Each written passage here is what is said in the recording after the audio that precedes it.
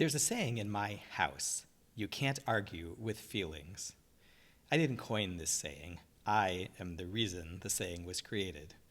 I think I'm getting the hang of it, and now I say it to other people in many situations, as I am right now with you. You can't argue with feelings. Hold on to that saying, which I want to pair with something my friend Rabbi Rebecca Rosenthal likes to do as a group icebreaker. It's called a Venn diagram. You may be familiar with Venn diagrams, where you try to find the overlap between two or more distinct sets, like people who love Taylor Swift and people who love Monty Python. I'm thinking of starting a club.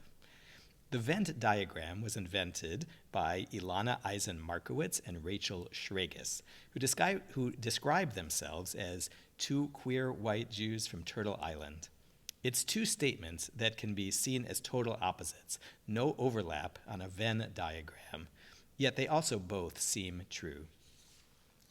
I love Taylor Swift. It would be great if every so often on the radio they played a song by someone other than Taylor Swift. The really meaty Venn diagrams are where the statements are ideas that are also a lot about feelings. Rosh Hashanah itself is a Venn diagram of that nature. The most important thing about this holy day is accountability in our lives. The most important thing about the day is forgiveness.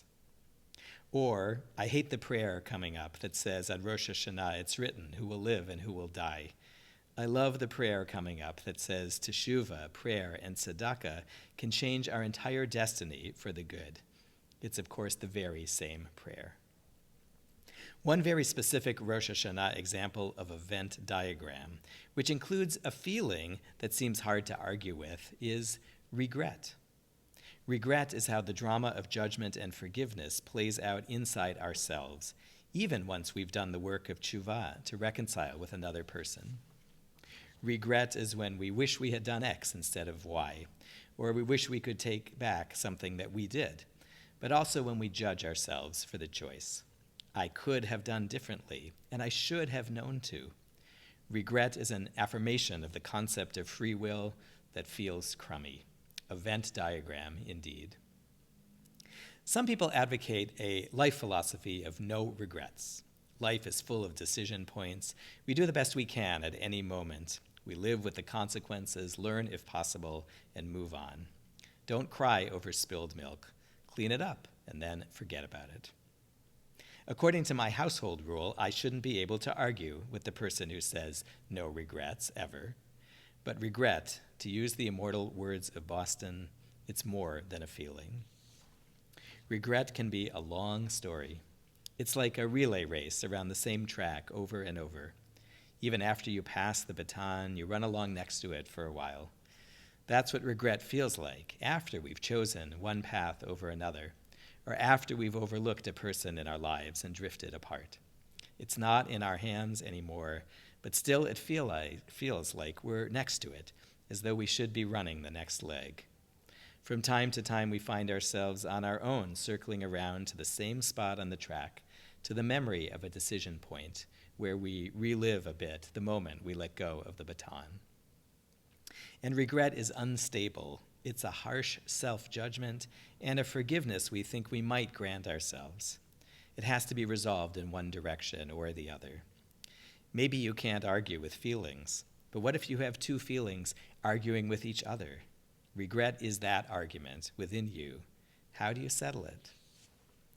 It would help to nail down better what regret really involves, and I wouldn't be speaking about it if there weren't some interesting Torah and some interesting research. First, the research. Would you believe that there's actually a World Regret Survey? It's the brainchild of author Daniel Pink and fed into his recent book, The Power of Regret. You can still take the very short survey online and also read the anonymous regrets of people in different places in the world. Click on any country or state in the U.S. Interestingly, one state with no public recorded entries in the World Regret Survey is New Hampshire. Our new state motto, live free, no regrets. Digging into about 16,000 responses, Daniel Pink found 4 varieties of regret. 2 categories are about the practical path we choose in life: jobs, financial decisions, what to study or train in, things like that. One set of these he calls foundation regrets, which involve not being prudent or responsible in life planning.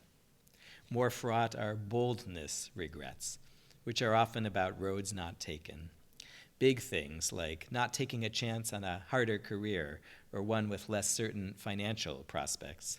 Smaller things like giving up an instrument. Or, as one middle-aged person from Manitoba wrote in more generally, I did not try to grow as an adult. I am a 55-year-old child. It should be said that these kinds of regrets usually involve believing we know what the alternate future would have been. These are often fantasies disguised as rational analysis of our lives, piled up with the feeling that our younger self should have and could have known what our older self only learned later. We should have compassion on ourselves because we can never know if the what if would have really happened. And if there's nothing concrete to do, we should try to let go of such regrets. Most painful, Daniel Pink found, are what he calls moral regrets and connection regrets. Moral regrets involve not standing up for someone or not committing one's life to a higher cause. He was amazed to find how many people in their 40s and 50s continue to express regret about bullying someone in middle school or earlier. But many people talked about their own bad behavior at their current job as well. People who felt patriotic regretted not serving our country in one way or another. And the most frequent kind of regret he found was connection regret.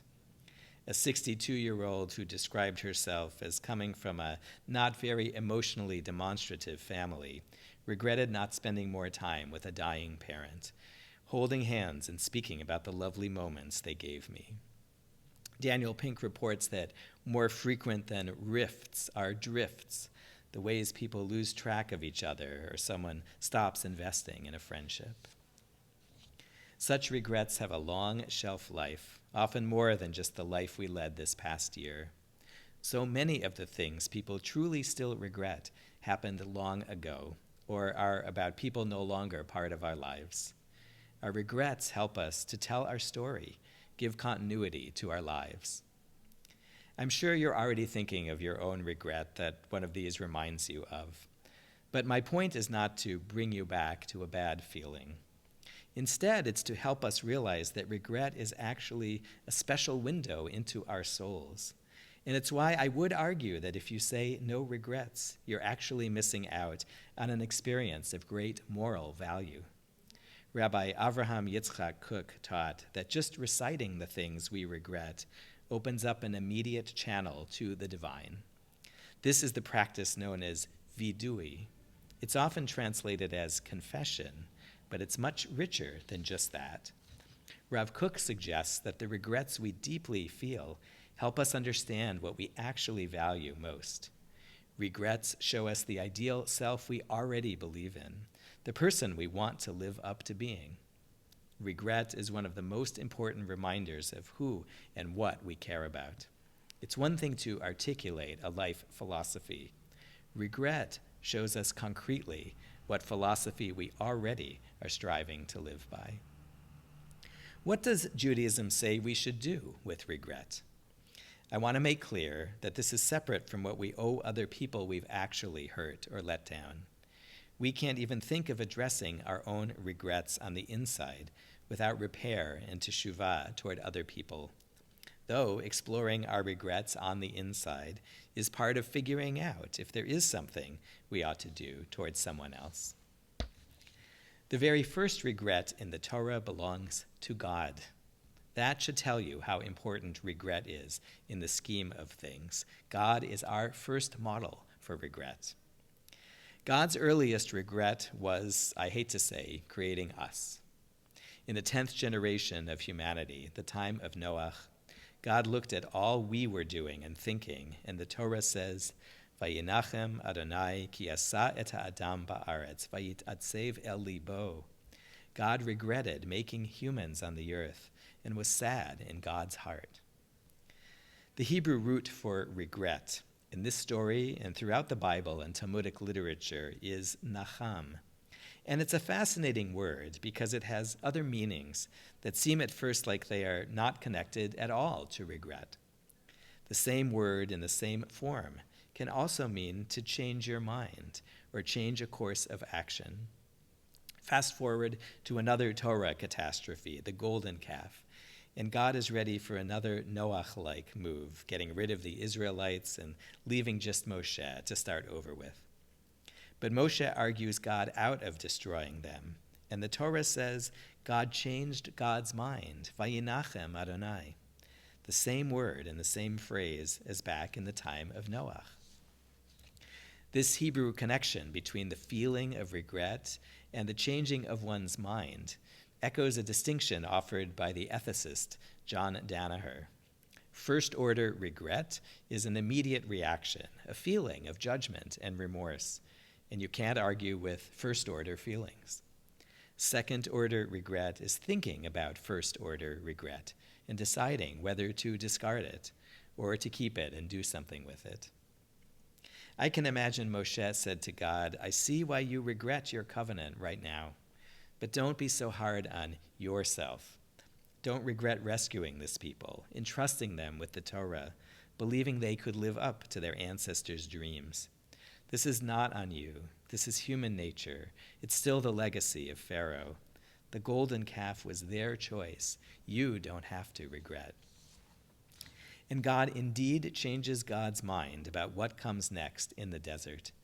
And not just Vayinachem Adonai for the moment, but God decides to move fundamentally from regret to compassion, and to announce that as synonymous with God's own name. The Midrash says this season of the days of awe is the anniversary of that transformation of divine regret. Later on still, the prophet Jonah, will throw this word back at God, kind of sarcastically. We'll read this on Yom Kippur afternoon. Jonah says, I didn't want to bother with your sending me to Nineveh because I know you are a God who is nicham al hara'ah. You change your mind about harsh judgments all the time. That's quite a change for God from the time of the Torah. The very best way to respond to our regrets is to do teshuvah, to change. I like to think of God's response to the golden calf partly as God's teshuvah for the flood. God's regret over what God did back then to humanity lasted for a long time, at least in human years. Yet the flip side of regret that lingers for a long time is that the opportunities for teshuvah, for learning from our regret, lasts just as long. And even if a regret we have stems from a particular time and place that we can't go back to, a particular friendship, or a time we felt we let someone down, one way to do teshuvah is to handle it differently with the next friend, or the next time we have a chance to show up for someone in the family. But what about other regrets we hold, which can't be dismissed as irrational thinking about what-ifs, or which we can't discharge by changing something? Or maybe we even have, but we still have this feeling. That's where the third meaning of the Hebrew word nacham comes in. In addition to regret and a change of heart or mind, nacham can mean to comfort. The mitzvah of comforting mourners is called nichum avelim. What does comforting mourners have to do with regret? Regret can be like mourning, especially when it comes to moral regrets or regrets about connections. Some gates do close and forever lock. We mourn for a relationship that is no longer, or I mourn a version of myself or my career that I really hoped I might be or become. We even feel regret for things we actually shouldn't because they weren't in our own power in the first place. Or we even feel good about a positive change we've made, but there is still this feeling, this lingering regret. For all these, we need comforting. Just as mourning has its cycles, I'm wondering if for our biggest regrets, there might be a kind of yahrzeit process. Just as after a time, after the intense and immediate process of mourning the loss of a loved one, we allow and actually encourage ourselves to revisit that loss and that feeling in a bounded way so we don't lose ourselves in it entirely, a way that honors our loss and also where we've come since. Maybe that's one of the things these annual days of awe are all about, a yahrzeit for our regrets, to take note of them and find forgiveness from ourselves. Long after the relay, when we return to the track and face the scene of regret, we could find comfort. Our tradition teaches that even God needs comforting in this way. Every time we say any version of the Kaddish, we invoke this same word, nacham, when we say tushbechata v'nechemata. We offer praise to the name of God. In the dreams it represents, that's tushbechata. And we offer God words of comfort, nechemata, for the flood in the time of Noach, the ordeal of the binding of Isaac, the exile of our people, the long history of suffering that we Jews have experienced as a people. Just as we imagine God having regrets and changing course in tshuva, so too we imagine that even God needs comforting. When God faced God's first regret in the time of Noach, God's first response was destructive. But then God turned regret to tshuva, setting to work to establish a new relationship, first with Sarah and Avraham, then with Am Yisrael, our people. And even from the start of that, God tries to transcend regret. God symbolized God's own change of heart and action in a rainbow. God turned the many layers of regret into layers of color, something beautiful arching through the heavens to touch the earth, as a reminder especially on the cloudiest days. In that way, God turned regret into hope. So too may we look at our own regrets and transform our self-judgment into more than self-forgiveness, into hope. Shana Tova.